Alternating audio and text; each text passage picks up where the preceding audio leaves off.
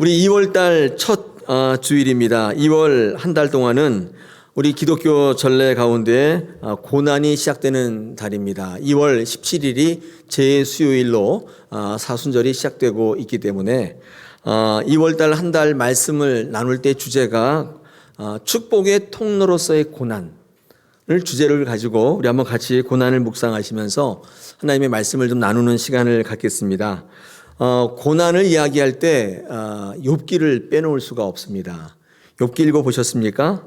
읽으실 때 그냥 읽으실 게 아니라 관점을 가지시고 주의 깊게 읽어보시면 욥기가 우리에게 주시는 교훈이 상당히 큽니다. 신앙생활할 때 반드시 읽으셔야 할 필독서가 바로 욥기입니다. 고난을 좋아하시는 분은 아무도 없죠. 고난 좋아하시는 분 계세요? 나는 고난이 너무 좋아. 그런 분 안 계시죠? 저도 고난 싫습니다. 그래서 고난을 통해서 하나님께서 축복을 주신다는 이 말은 우리가 하나님께 진정한 복 받기가 정말 어렵다는 뜻이겠죠.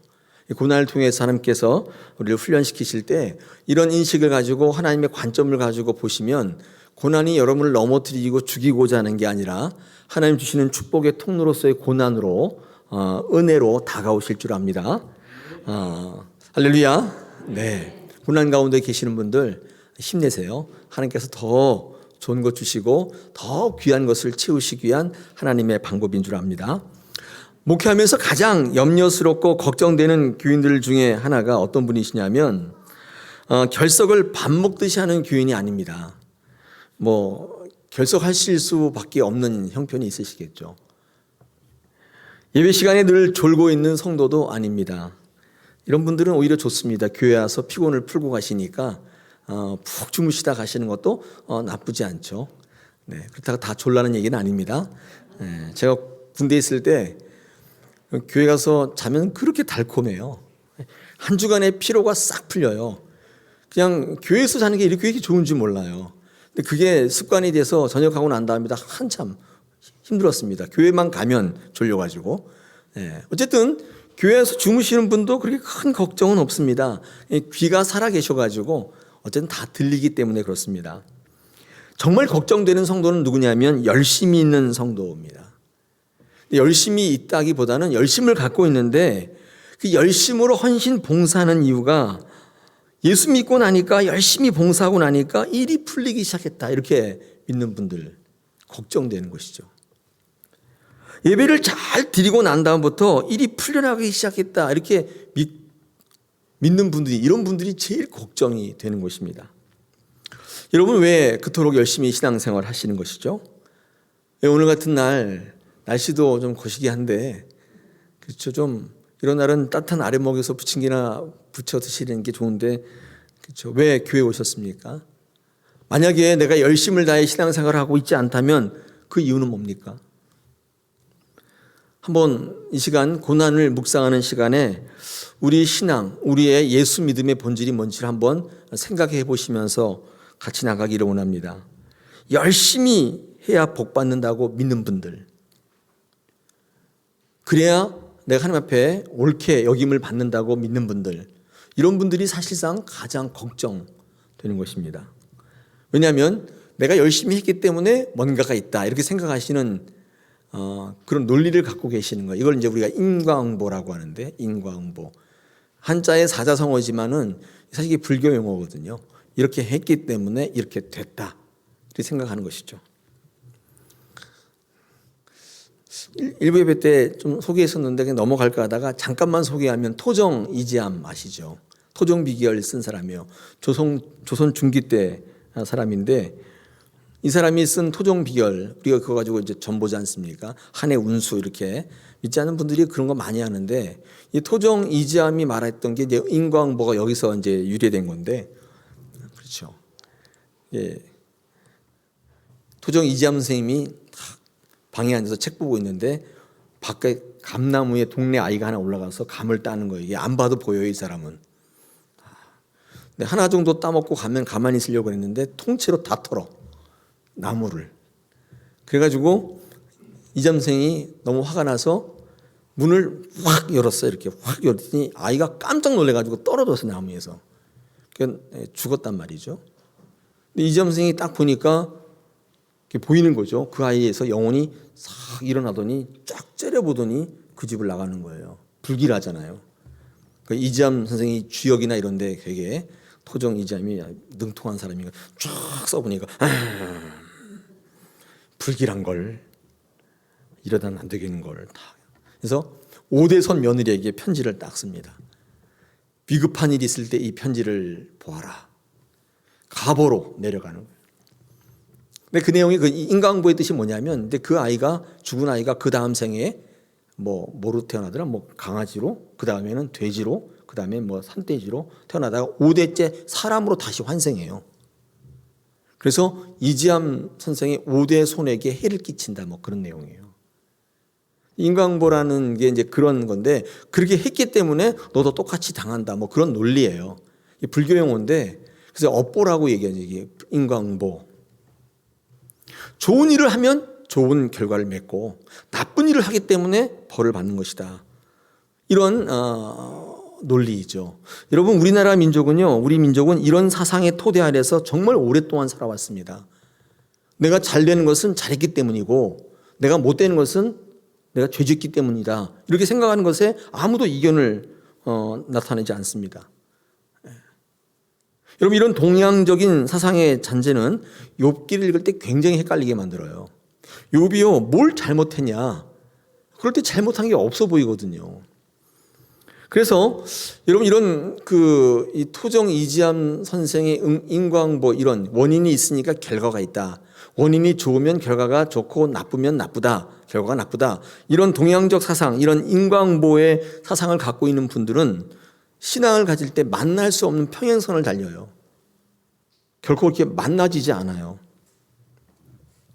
여러분, 욥기를 이끌어가는 고난의 이유에 관한 두 가지 흐름이 있는데 바로 인과응보의 흐름이 있습니다. 죄를 지었기 때문에 네가 고난받는다, 이런 인과응보가 있고, 또 하나는 그럼에도 불구하고 하나님의 뜻과 섭리가 있다는 두 가지 흐름이 같이 가고 있습니다.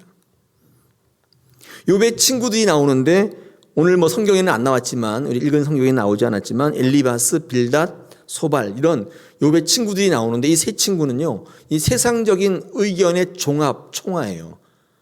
이 사람들이 나와서 뭐라고 얘기하냐면 욥이 당하는 고난은 너의 죄 때문이라고 이야기합니다. 에덴 동산에 정말 복을 주셨는데 아담과 하와가 벌 받아서 죄를 지었기 때문에 그 모든 것들을 상실했듯이 똑같다는 거예요. 욥이 이런 엄청난 고난을 당하는 거는 너의 죄 때문이라고 이야기하고 있는 것입니다. 이런 죄 지으면 벌, 착한 일 하면 복, 이렇게 이야기하는 것입니다. 욥의 친구들이 이 세상의 일반론을 가지고 나왔습니다. 그렇게 이야기하는 거예요. 제 생각에는 이 세상의 일반론도 어느 정도 일리가 있습니다. 그렇죠? 전혀 일리가 없는 건 아니에요. 착한 일 하면 당연히 복 받고 나쁜 일 하면 당연히 벌 받고, 이게 이제 일반적인 논이죠. 이게 전혀 근거 없다는 게 아니라 그것도 일리가 있는데 성경에는요, 그렇게 이야기하지 않는 면들이 있습니다. 특별히 인과응보에 대해서 갖고 있으면 이런 생각이 일반론으로 무장하고 있는 성도들이 뭐가 위험하냐면요, 이런 생각을 하게 돼요. 내가 평안하다면 죄가 없기 때문이구나. 이런 생각을 할 수밖에 없습니다. 내게 환난, 풍파, 고통이 없는 걸 보니까, 내 삶이 평탄한 걸 보니까 내가 어느 정도 하나님 앞에 잘하고 있구나. 나는 의인이구나. 이렇게 생각할 소지가 다분하죠. 여러분, 이 생각은 어떻게 발전하냐면 내가 어떻게 하는가에 따라 달려있는 거로구나. 구원, 이런 거 별거 아니구나. 복, 이거 별거 아니구나. 내가 잘하면 되는구나. 여러분이 굉장히 위험한 생각에 도달하게 되는 것입니다. 그래서 행위 구원론자가 돼요. 복음으로, 믿음으로 구원받는 게 아니라 인과응보죠. 이렇게 하면 이렇게 되는 거죠. 그래서 행위 구원론자, 내가 행위가 깨끗하면 좋은 것 얻고 행위가 거짓되고 나쁘면 벌 받고, 이걸 행위 구원론자라고 하는데 이렇게 갈 가능성이 매우 짙습니다. 그러므로 내 신앙이 잘 가고 있는가 못 가고 있는가, 복을 받고 있는가 아닌가, 고난 가운데 있는가의 이유를 나의 의지나 행위에 따라서 판단하는 아주 위험한 지경에 도달합니다. 여러분, 이게 세상의 일반론이 추구하는 목적이에요. 교회에서 신앙생활할 때 일반적인 그 세상의 일반론, 인과응보를 갖고 계신 분들은 굉장히 힘듭니다. 신앙생활하기 어려워요. 예수의 신앙이 아니라 자기 신앙주의자로 가게 되고, 이걸 일종의 우상숭배인데 이걸 인본주의자라고 그래요. 하나님 쪽에 생각하는 게 아니라 내 쪽에서 생각을 하는 것이죠. 여러분, 인본주의라는 게 별게 아닙니다. 내가 한다는 거예요. 그런 게 어디 내가 하면 되지 생각이, 이걸 인본주의자라고 그래요. 적어도 내가 욥처럼 고난받지 않는 것은 내가 그보다 죄를 덜 지었기 때문이라고 생각해. 상당한 오해예요. 여러분 생각해 보십시오. 성경의 인물을 한번 생각해 보세요. 여러분, 모세가 하나님 앞에 쓰임 받았던 이유가 순종 잘해서예요? 죄 짓지 않아서예요? 저희들끼리 얘기지만 모세같이 덜 떨어진 사람이 없어요. 왕궁에서 뭐 살았다고 하지만 교만하기 이를 데 없고 사람을 죽이고 그저 민족주의자에 불과했던, 모세가 완벽해서 뭘 잘해서 복받고 그가 하나님의 사람이 되고 그랬나요? 그렇지 않아요. 여러분, 다윗이 능력이 그가 잘했기 때문에 주어진 게 아니에요. 하나님 앞에 죄 짓지 않았기 때문이 아니에요. 다윗처럼 흉측한 자가 어디 있어요? 자기가 총애하는 신하의 부인을 간음하고 그것도 모자라서 자기 충성스러운 종을 아주 치밀하게 계획해서 죽였어요. 요즘으로 말하면 진짜 아주 말종이죠, 말종. 인간 말종인 거예요. 그게 다윗이에요. 그가 죄 지었기 때문에 벌받고 뭐가 완벽하기 때문에 내 마음에 합한 자인가요? 사울왕이 버림받은 이유가 불순종했기 때문인가요? 사울왕 불순종한 적 없어요. 하나님 앞에 잘하려고 했단 말이에요. 인간적으로 별로였나요? 사울왕이 굉장히 괜찮았어요. 지금 이 시대에 있으면 1등 신랑감이에요. 키도 크고 얼굴도 잘생기고 이게 일단 되고, 그 다음에 아무튼 겸손하고. 그가 왜 버림받았습니까? 뭘 잘못했기 때문인가요? 잘 살고 못 사는 것을 인간의 행위와 연관시켜서 결정짓는 이 시대의 많은 세상 사람들, 아니 이 교회 안에 있는 많은 분들의 생각에 쐐기를 박는 게 이 욥기입니다. 그렇게 생각하면 안 된다는 거예요. 동시에 우리가 어떻게 신앙생활을 해야 될지를 그 방향성에 대해서 말씀하고 있습니다. 오늘 2월 한 달 들어서 고난에 대해서 묵상하실 때 우리 이것을 필두로 해서, 욥기를 필두로 해서 여러 가지를 살펴볼 텐데, 여러분의 생각에 관해서 이 고난에 대한 이 생각이 바뀌어져 나가시고, 오늘 2월 한 달의 주제처럼 축복의 통로로서의 고난으로 여러분 가운데 서 있기를 축원합니다. 할렐루야. 여러분, 이 사단이요, 이제 욥에게 다가와서 이제 시험을 걸지 않습니까? 여러분, 이 욥이 시험을, 고난을 당하게 함으로써 사단이 얻고자 했던 게 뭘까? 한번 생각해 보면 참 재미있습니다. 오늘 9절, 10절, 11절을 보니까, 여러분 거기에 보니까 여기 재미난 얘기들이 많이 나오는데, 여러분 9절 보십시오. 하반절에 보니까 어찌 까닭 없이 하나님을 경외하겠습니까? 그렇게 이야기하고 있는 것이 보입니까? 사단은요, 욥이 하나님께 잘했는데, 정말 신실하게 잘했는데, 그 이유가 뭐라고 되어 있냐면 10절에 보니까 이렇게 되어 있어요. 이 소유물을 다 울타리로 두르심이 아닙니까? 손으로 하는 바를 복되게 하셔가지고 돈 잘 벌게 하고, 아무튼 주식 투자하는 것마다 다 오르고, 집 사는 것마다 2배씩 3배씩 오르고, 이렇게 하니까 하나님께 나와서 예배하는 거죠. 이 사단이 이렇게 얘기한 거예요. 재밌죠? 여러분 그러지 않아요? 여러분 여기 왜 나오셨어요? 11절에 보니까, 근데 한번 쳐보십시오. 주식도 폭망하게 만들고, 집도 완전히 다 잃어버리게 만들고, 직장도 잃어버리게 만들고, 사업도 망하고, 한번 그렇게 해보십시오. 절대로 안 나올걸요? 절대로 교회 안 나올걸요? 건강 한번 뺏어 보십시오. 안 나올걸요? 이렇게 얘기하는 거예요. 하는 것입니다. 여러분, 이게 사단의 논리예요. 사단이 이런 논리를 갖고 있었습니다. 이렇게 말하면서 하나님과의 관계를 무력화시키려고 하고 있습니다. 여기 까닭 없이라는 말이 어떤 말이냐면 이런 거예요. 아무런 소득이 없는데도, 아무런 얻는 게 없는데도, 다 망했는데도, 병에 걸렸는데도, 이런 말과 바꿔볼 수가 있습니다. 그렇게 안 좋은 상황이 되어도 욥이 하나님을 경외할 거라고 생각하십니까? 하나님? 오해하지 마세요. 그런 거 아닙니다. 이렇게 얘기한 거예요. 사단의 주장은 사람들이라는 것은 자기에 주어진 현실적인 유익 없이는 절대로 하나님 섬기지 않는다는 것입니다. 이게 사탄의 생각이에요. 아주 그냥 확신을 갖고 있어요. 그런데 하나님의 생각은 달랐어요. 그렇지 않다는 거예요. 다 그런 거 아니라는 거예요. 물론 그런 사람도 있겠지만 욥 같은 성도가 분명히 있다는 거예요. 하나님 그 믿음이 있으셨어요. 사단이 이렇게 막 주장할 때 절대 아니라고. 한번 뺏어 보시라고, 망하게 해보시라고, 절대 교회 안 나온다고. 이렇게 사단이 논리를 피니까 하나님께서는 그렇지 않다는 거예요. 절대 그렇지 않은 그런 사람이 욥은 그런 사람 아니라고 이렇게 말씀하신 거예요. 그리고 욥의 신앙을 자랑하셨어요. 우리 1절에 보니까 욥은 순전하다, 정직하다, 하나님을 경외하고 악에서 떠난 자다. 이런 자가 세상에 없다. 그러면서 하나님은 이 사단의 생각에 반박하시면서 욥을 칭찬하시고 다 그래도 욥은 그렇지 않다. 이런 말씀을 하신 거예요. 하나님의 믿음이 뭔지 아세요? 다 그렇게 신앙한 사람이 있다 할지라도 적어도 여러분은 그렇지 않다고 믿고 계시는 거예요. 그 한 사람이 누구냐면 욥과 같은 사람이 누구냐면 저예요. 여러분이에요. 옆에 있는 분 볼 필요 없어요. 하나님 여러분에 대해서 그 믿음을 갖고 계신 거예요. 아니야. 다 그래도 내가 아는 그 장로, 그 권사 절대 그렇지 않아. 그는 절대 그렇지 않아. 그 믿음을 갖고 계시는 것입니다. 하나님은 그런 사람을 자랑스럽게 여기고 계시는 것입니다.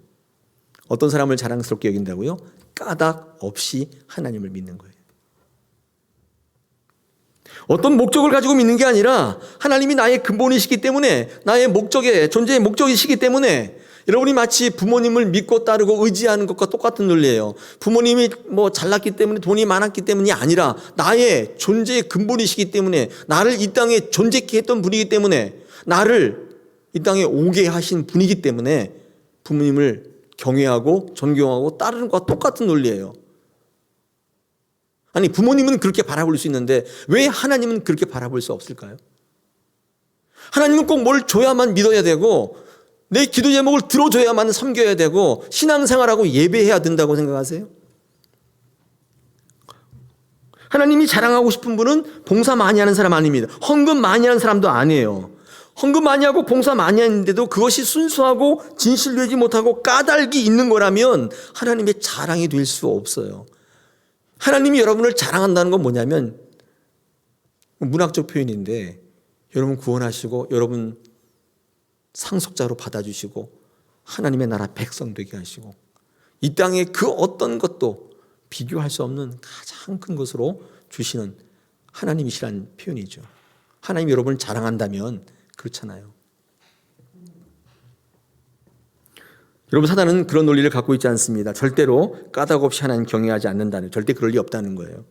인간이 얼마나 이기적인 존재인데요, 절대로 그렇지 않습니다. 자기가 다 뺐으면 하나님 욕하고 떠나갑니다. 한번 해보십시오. 이렇게 얘기한 거예요. 제가 어떤 글에서 봤는데 이렇게 표현했습니다.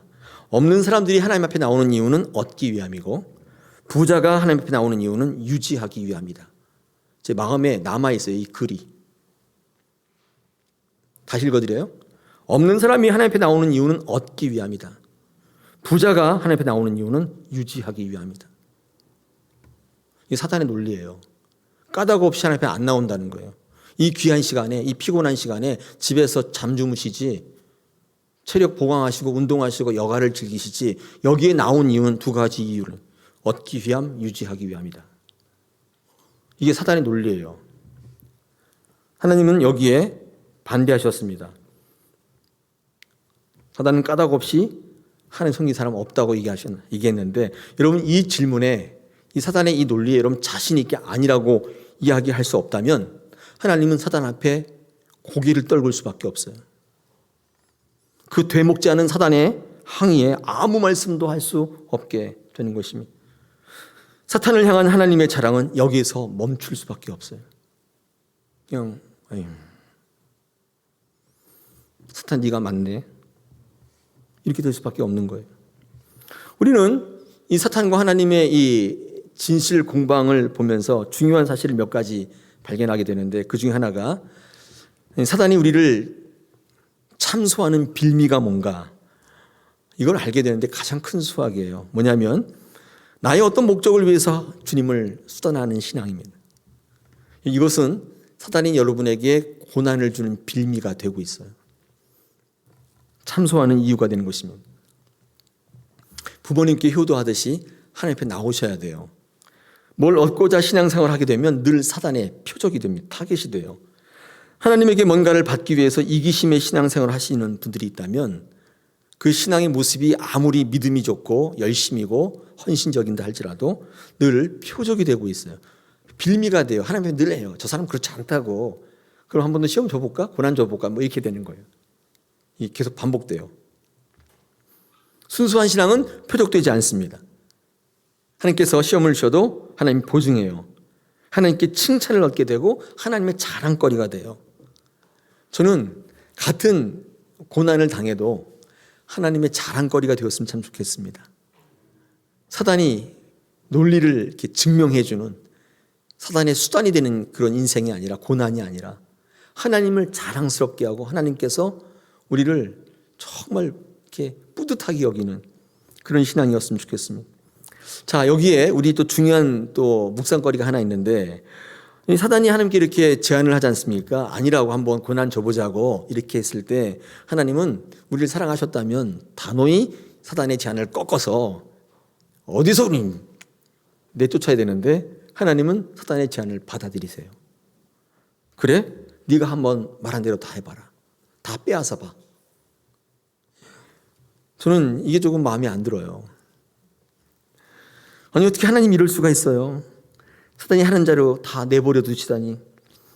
그렇게 말하는 사단을 그냥 주둥이, 그렇죠, 사단은 주둥이에요. 주둥이를 확 뽑아버리든지 그냥 묵사발을 만들든지 꼼짝 못하게 해야 될 텐데, 아니 거기에 동의하시다니. 그 생각을 하게 되는 것입니다. 하나님께서 우리에게 고난 주시는 이유가 여기에 있는 것입니다. 하나님께서 왜 사단의 제안에 동의하셨을까요? 왜 우리에게 고난 주시기를 제청하셨을까요? 이유가 뭘까요? 지금 제가 말씀드린 것처럼 하나님은 사단의 논리를 짓눌러 이기기 위함인 거예요. 까닭 없이도 하나님을 섬기는 순수한 신앙이 있다는 것을 증명해 보이는데, 누구에게? 세상에 대해서. 아니 그렇게 신앙생활하는 많은 성도들을 향하여 사탄에게 증명하시기 위한 거예요. 많은 분들이 신앙생활을 어찌하든지 관계없이 이 신앙을 우리 교회 모델로 세우시기 위한 거예요. 그 이유가 하나예요. 그것을 증명하여 시험하여 이 다사랑교회 공동체 안에 많은, 이 땅의 신앙생활 많은 분 안에 하나님께 이르는 가장 중요한 신앙이 무엇인지를 밝혀 알려주시고 싶은 거예요. 여기가 성황당이 아니라는 사실을 알려주고 싶으신 거예요. 여러분의 목표가 하나님이시고 하나님께로 회복되는 것이며 하나님께 나가는 것임을 알게 해주시는 거예요. 더불어 못된 논리로 신앙을 왜곡하는 사단의 머리를 짓이겨 밟아 없애시는 거예요. 사랑하는 여러분, 우리가 고난당할 때 하나님께서 우리를 통해서 지금 시험하고 있다는 사실을 잊으시면 안 되겠습니다. 할렐루야. 세 번째 발견하는 또 진리가 있는데, 이건 뭐냐면 사단이 욥을 치는 것조차도 하나님의 허락 가운데 있다는 사실을 발견하게 되는 거예요.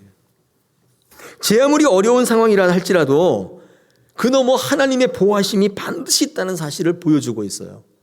그래? 한번 해봐. 허락하지 않으면 절대 일어나는 일이 아니에요. 하나님이 함께 하시지 않는 고난이란 상황은 없다, 그 말이에요. 하나님이 다 지켜보고 계신다는 사실을 우리에게 알려주고 있습니다. 어린아이 데리고 놀이터 한번 가보세요. 애를 놀이터에 풀어보면 애가 막 놀다가 쳐다봐요. 자꾸 아빠가 있는지 없는지 자꾸 쳐다봐요. 근데 아버지가 한번 이렇게 싹 숨어봐요. 그러면 애가 갑자기 딱 서요. 그리고 울어요. 불안하니까 울겠죠. 아무것도 안 해요. 근데 아버지가 있으면 새로운 걸 자꾸 시도해요. 막 미끄럼틀 막 올라가고. 근데 또 쳐다보고 또 올라가고. 담대해져요. 우리가 고난 가운데에도 담대할 수 있는 이유는 하나님이 함께 하신다는 생각을 갖고 있을 때예요. 그때는 담대해져요. 막 해요, 그냥. 근데 하나님이 계시지 않고 이 사단이 우리에게 벌러주는 뭐 이런 거라고 생각하면 그냥 그 자리에 딱 서 있어요. 아무것도 못해요. 인생이 참 힘들어지는 거죠. 세 번째 우리가 발견이 뭐냐면 하나님께서 허락하지 않으면 일어나지 않는 일들이에요. 여러분 시편 121편에서 이렇게 시편의 기자가 이야기합니다. 하나님은 졸지도 않으시고 주무시지도 않는다. 그렇죠? 하나님 불면증 환자가 아니라, 하나님 잠이 없는 게 아니라, 하나님은 여러분을 향하여 한 번도 눈을 뗀 적이 없다는 문학적 표현인데, 아니 졸거나 자야 눈을 떼죠. 눈을 떼어야 여러분이 어떻게 뭐 잘못됐을 때, 이거 내가 잘 못 봤다? 너 왜 이렇게 됐냐? 너 왜 이렇게 지금 만신창이야? 이렇게 얘기할 수 있는데, 하나님은 한 번도 눈을 떼신 적이 주무시거나 존 적이 없어요. 이게 무슨 말이죠? 하나님이 모르는 일은 일어나지 않아요. 하나님이 허락하신 일이에요. 하나님이 관여하시지 않는 고난이란 없어요. 하나님의 선하신 계획을 여러분 신뢰하셔만 해요. 하나님이 출장 가시기 때문에, 하나님 능력이 없으시기 때문에 내게 이런 일이 벌어지는 게 아니라는 사실이며, 성경에는 고난 없는 축복이란 단 한 건도 없어요. 성경에 기록된 복 가운데 고난 없이 주시는 복은 단 한 건도 없어요. 복을 원하는 사람마다 이 고난을 두려워해서는 안 됩니다. 하나님은 고난을 통해서 우리에게 복 주시기를 원하고 하나님의 자랑거리가 되기를 지금도 원하고 계세요. 그런 사람으로 증명하기를 원하세요. 이 고난을 통해서 복을 받아 누리기에 합당하신 모습으로 빚어가시고 다듬어 가세요. 여러분, 그런 차원에서 하나님께 주시는 고난은 시험입니다. 더 좋은 것을 위한 테스트예요. 그러나 사단이 주는 고난은 유혹입니다. 무너뜨리게 하고 하나님과 관계를 떨어지게 만들어요. 하나님을 떠나는 거예요. 봐, 이렇잖아. 하나님 믿는데도 이 모양인데 언제까지 네가 헛된 짓을 하고 있겠어? 떠나가. 이게 사단의 유혹이에요. 시험을 통해 유혹해요. 하나님은 시험을 통해 우리를 테스트해요. 복을 받아 누리기에 합당한지 테스트해요. 사탄은 욥에게 고난을 줌으로써 욥의 입에서 욕이 나오게 만듭니다. 하나님이 뭐냐고, 하나님이 왜 이럴 수 있냐고, 하나님 원망하게 만들고 욕하게 만드는 것입니다. 그러나 오늘 22절에 보니까, 욥 마지막 21절 보니까 욥은 하나님을 향해 욕하지 않아, 원망하지 않았습니다. 모든 일에 욥이 범죄하지 아니하고 하나님을 향하여 원망하지 아니했다고 성경은 기록하고 있습니다.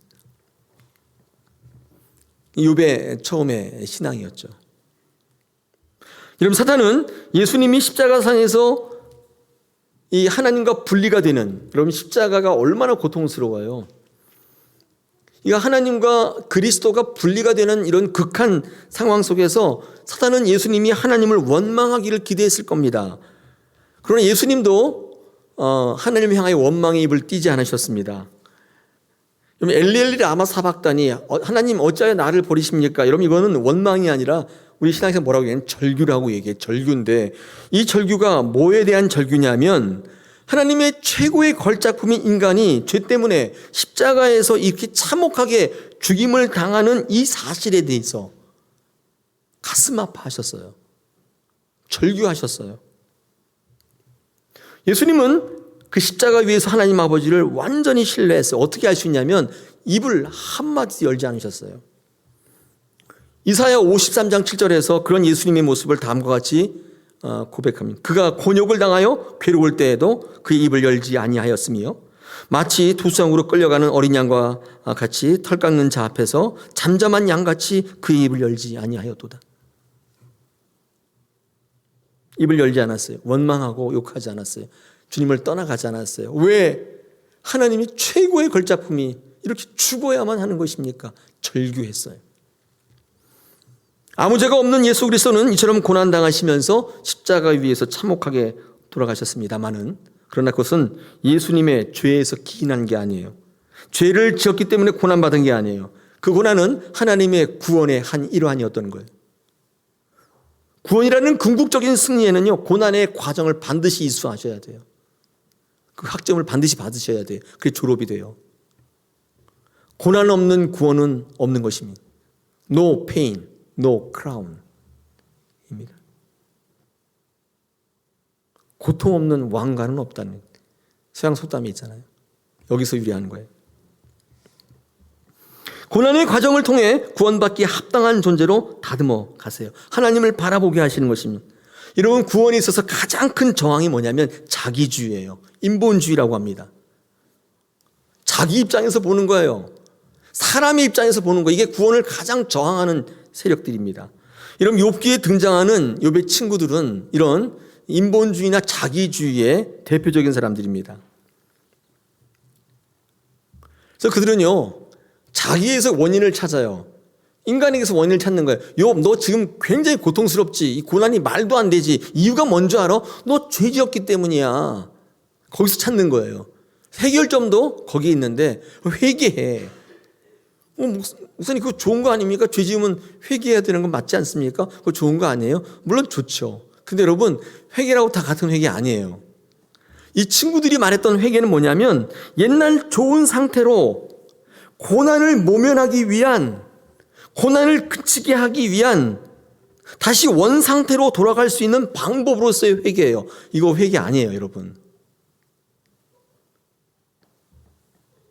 하나님께로 돌아가고자 하는, 하나님의 자녀의 백성 되게 하는 존재로서의 회개가 아니라 어떤 거예요? 고난을 모면케 하는, 고난을 그치게 하는 어떤 방법으로서의 회개, 그 회개 아니라고요. 사람에게서 원인을 찾다 보니까 너에게서 회개의 어떤 방법으로서의 해결점을 찾는 거예요. 네가 죄 지었으니까 네가 회개하면 되는 거예요. 여러분, 그게 진짜 회개예요? 여러분, 그걸 회개라고 생각하세요? 욥은 이런 해결책을 완강히 거절했습니다. 그 이유는 욥은 그렇게 생각하지 않았어요. 여러분, 그런데 욥도 인간이잖아요. 이게 지나가면서 이제 그런 회개로서의 방법적인 회개를 얘기했는데 왜 회개를 하고 싶지 않았겠어요? 그런데 욥이 회개를 거부했던 이유 중에 하나가 이런 본질적인 회개가 아니었기도 하지만 또 하나의 이유가 있는데 그게 뭐냐면 욥은 자기 자신이 하나님으로부터 이렇게 엄청난 고난을 받을 만큼, 벌로 받을 만큼 그런 흉측한 죄인은 아니라고 생각했던 면이 있었습니다. 내가 뭘 그렇게 잘못했나 그렇게 생각하는 면이 있었죠. 오늘 1절부터 5절 읽어보면 욥에 대해서 설명하고 있지 않습니까? 욥이 온전하고 정직하고 경외하고 진짜 끝내줘요. 2절 3절 여러분 그 4절까지 보면 욥이 부자였던 거예요. 자녀가 10명이나 됐대요. 다복했죠. 그 당시에 애가 많다는 것은 복받은 자예요. 그죠? 딸이 셋에 아들이 7인가? 그 대단한 부자죠. 그리고 뭐 소도 양도 아무튼 엄청나게 많았어요. 매우 부자고. 그리고 생일 때마다 매일 잔치를 열어줘요. 욥이 이런 사람이었던 거죠. 근데 5절 보니까 또 그렇게 하는 게 또 하나님 앞에 너무나 죄스럽고 뭐 그럴까 봐. 여러분 자녀 많은 게 뭐 죄예요? 부자인 게 뭐 죄입니까? 뭐 생일 좀 파티 좀 열어준 게 죄입니까? 그런데 욥은요 그것마저도 교만하게 보일까 봐 그런 다음에 항상 애를 불러다 놓고 제사 지내고 경계하고 했어요. 얼마나 괜찮은 사람이에요. 여러분 여기서 더 이상 어떻게 해요? 욥이 뭘 그렇게 큰 잘못을 했어요? 새벽기도 나오고 수요사경에 나오고 금요기도에도 나오고 주일예배도 나오고 직분도 받고 봉사도 해요. 더 이상 어떻게 해요? 더 이상 뭘 어떻게 해요? 욥은 자기 자신이 이런 참혹한 벌을 받을 만큼 하나님 앞에 잘못한 게 없다고 생각할 수 있었어요. 그렇다면 욥도 인본주의자예요. 자기주의자예요.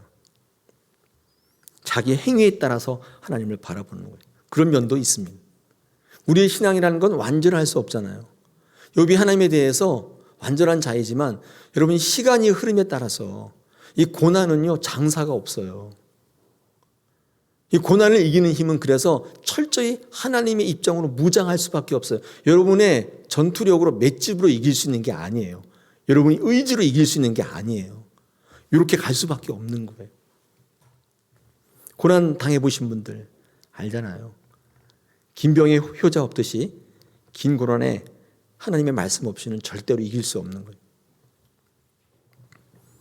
인본주의의 또 다른 정의는 뭐냐면 하나님 쪽에서 생각하는 게 아니라 인간 쪽에서 바라보는 거예요. 세상의 일들에 대해서 인간 쪽에서 내리는 정의를 인본주의라고 해요. 하나님의 영역을 배제시켜요. 이렇게 믿었는데 왜 그래요? 맨날 이렇게 얘기해요. 인본주의자들이거든요. 아무리 설명해줘도 자기 쪽에서 계속 보는 거예요. 내가 이렇게 했으면 이렇게 해야 된다. 이게 일어나야 당연하다고 생각하는 거예요. 여러분 이런 욥도 욥기 23장을 넘어가면서 생각이 바뀌고 있습니다. 여러분 욥기 23장 10절을 한번 보시면요. 제가 좋아하는 말씀 중에 하나인데 오늘 본문 라인집 한번 찾아보세요. 펴보세요. 조금 뒤로 넘겨보세요. 여기서 욥이 뭐라고 고백합니까? 한번 같이 읽어볼까요? 10절. 준비되셨습니까? 23장 10절입니다. 시작. 나의 가는 길을 오직 그가 아시나니 그가 나를 단련하신 후에는 내가 정금같이 나오리라. 욥은요, 이 고난을 통해서 신앙이 성장하고 있음을 볼 수 있습니다. 여러분, 이 엄청난 이 고난 속에서 내가 별로 잘못한 것도 없다고 생각되는데 이 엄청난 고난 속에서 하나님을 욕하거나 원망하지 않는 것은 하나님을 신뢰하는 신앙이 아니면 거의 불가능합니다. 이 욥이요, 이런 신앙으로 성장하기 시작합니다. 조금씩 바뀌어가요. 정금 같은 신앙으로 바뀌어가는 것을 볼 수 있습니다. 여러분, 정금 같은 신앙을 만들어낸 근본 원인이 고난이었던 것입니다. 내 뜻대로 되지 않는 신앙의 과정 속에서, 어려움 속에서 욥은 점점 하나님의 신묘막측하신 뜻을 보게 되고 그 가운데 내가 있다는 사실을 알게 되는 것입니다. 그래서 편안할 때 하나님께 예배하고 제사 드렸던 그런 신앙의 수준을 뛰어넘어서 고난 가운데 하나님을 바라보게 되는 것입니다. 그래서 유태인들은요, 믿음을 에무나라고 하니, 에무나라는 뜻이 믿는다는 뜻이 아니라 버틴다는 뜻이에요. 그들이 믿음에 대한 정의는요, 믿는다가 아니에요. 버티는 거예요. 참 마음에 와닿습니다. 믿음을 어려울 때 하나님을 붙잡고 버티는 것으로 그들은 정의하는 것입니다. 그게 믿음인 거예요. 왜 이만큼 했는데 왜 이렇게 안 되지? 이건 믿음이 아니에요. 그건 인본주의예요. 인본주의. 그 인과응보예요. 불교에 가서 그렇게 얘기하셔야 돼요. 우리는 모든 것의 주관자가 하나님이시고 모든 것을 만들어내시는 분도 하나님이시고. 그래서 오늘 욥이 뭐라고 고백합니까?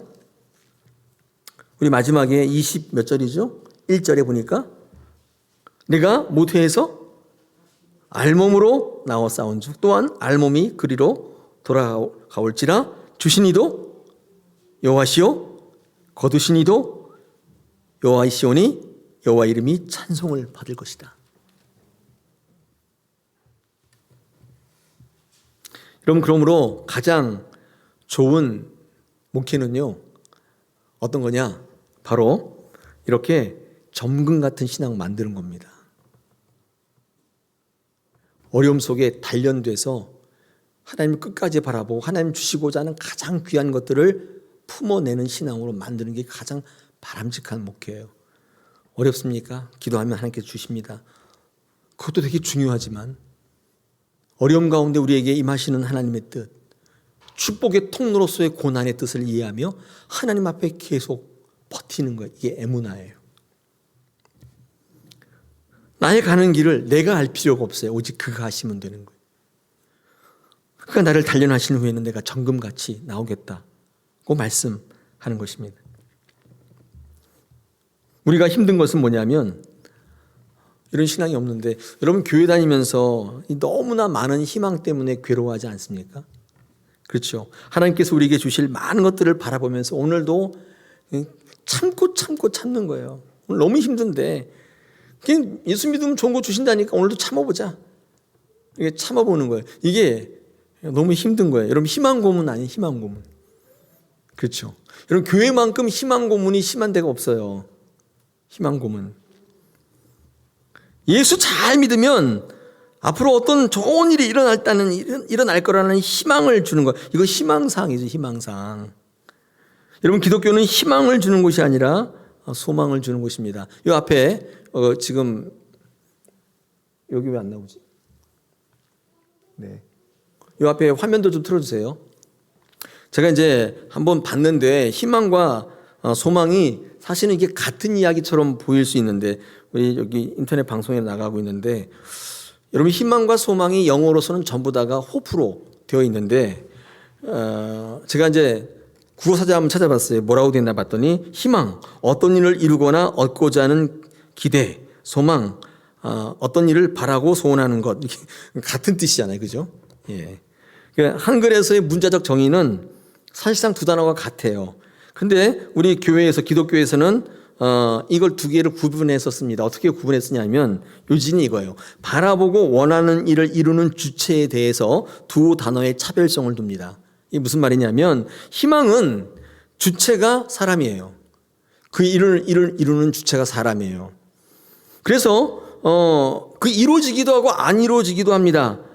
희망한다고 해서 다 이루어지는 거 아니에요. 여러분, 꿈은 이루어진다. 이거 희망사항이에요. 소망이 아니에요. 그걸 소망이라고 부르지 않습니다. 그러나 성도들이 가지는 기대와 바람이라는 게 뭐냐면 사람들이 갖고 있는 희망과는 다른 차원의 것이 있는데 이걸 소망이라고 합니다. 그러므로 이 소망의 주체는 하나님이세요. 우리가 그 일이 이루어지기를 소망합니다 그러지 희망합니다 이렇게 얘기하지 않아요.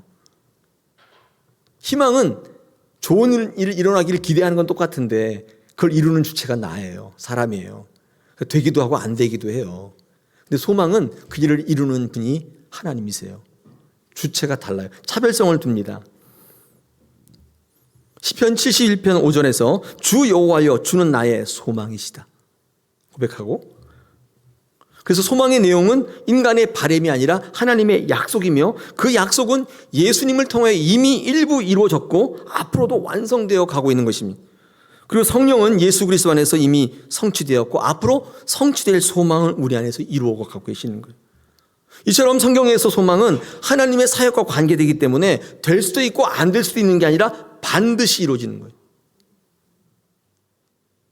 사도 바울은 로마서 5장 5절에서 소망이 우리를 부끄럽게 하지 아니함은 우리에게 주신 성령으로 말미암아 하나님의 사랑이 우리 마음에 부은 바 되었기 때문이라고 말씀하고 있고, 또 로마서 15장 13절에서 소망의 하나님이 우리 모든 기쁨과 평강을 믿음 안에서 너희에게 충만케 하사 성령의 능력으로 소망이 넘치게 하시기를 원한다 라고 말씀하시면서 소망이 하나님의 일이라는 사실을 분명히 하고 있어요.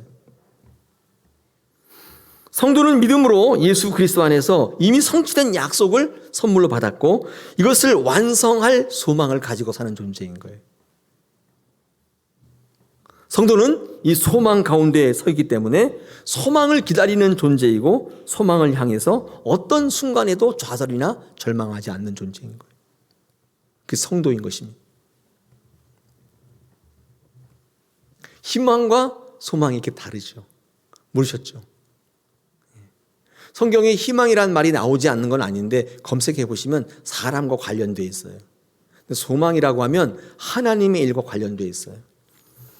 여러분, 우리가 신앙의 목적을 희망에 놓게 되면, 희망에 놓고 신앙생활을 하게 되면 신앙의 모든 과정이 고문이 돼요. 희망 고문이 되는 거예요. 신앙의 모든 목적을 소망에 두시면, 소망에 놓고 하시면 그 모든 과정이 설레임이고 기대함이고,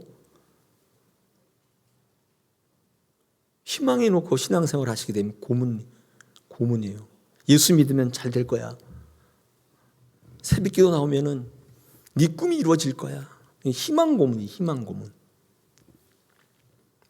여러분, 소망으로 살아가시려면 무엇보다 철저하게 현실 인식이 필요합니다. 사실만큼 아픈 건 없잖아요. 외면하지 마셔야 돼요. 위장하고 가는 게 아니에요. 그럼에도 불구하고 알면서도 붙들고 가는 게 신앙입니다. 여러분, 신앙생활 할 때 훈련 가운데 가장 중요한 게 그렇게 해보니까 안 된다는 걸 깨닫는 경험이에요. 이게 굉장히 중요해요. 여러분, 그래서 내 힘으로 해보겠다고 신앙 떠나겠다는 분 말리지 마셔야 돼요. 한번 해보셔야 되거든요. 자신의 능력 믿고 한번 해보겠다는 분들 말리지 마세요. 내 생각대로 한번 신앙생활 해보겠다 말리지 마세요. 한번 해보시고 난 다음에 그 결과가 어떻든지를 한번 경험해 보셔야 돼요. 나중에 남는 게 아무것도 없다는 사실을 깨달을 때, 그때 비로소 그가 터져 나오는 고백이 험한 십자가 붙들겠네요. 그 고백이 터져 나오는 거예요. 우리는 최선을 다해야 한다고 말씀드렸습니다. 최선을 다하는 이유가 최선 다해 보니까 안 된다는 것을 알기 위해서요.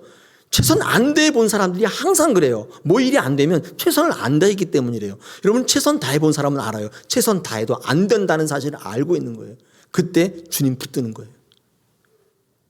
고난의 목적은 십자가를 붙드는 것입니다. 믿음의 과정을 온전케 하는 것입니다. 사랑하는 여러분, 우리는 고난 중에 있을 수 있습니다. 특별히 2월달은 고난을 묵상하는 달이에요. 3월달에 부활절이 있거든요. 우리는 그때 다시 부활에 일어서는 것입니다. 고난의 긴 터널을 지나고 계신 분들 계시죠? 절망하지 마십시오. 우리는 소망을 품은 자들이에요. 하나님께서 그를 통해서 어떤 일을 이루실지 우리는 알 수 없어요. 여러분의 판단 가지고, 여러분의 잣대를 가지고, 여러분이 요만한 뇌 가지고 판단하지 마시고 하나님 앞에 맡기십시오. 그리고 아멘 하세요. 하나님께서 어떻게 이루실지 기대되는 것입니다. 오늘도 믿음으로 승리하시기를 원합니다. 2월 한 달 고난을 묵상할 때 3월 달이 되어서 우리 부활을 맞을 때 놀랍도록 욥과 같이 변화되는 저와 여러분 되기를 원합니다.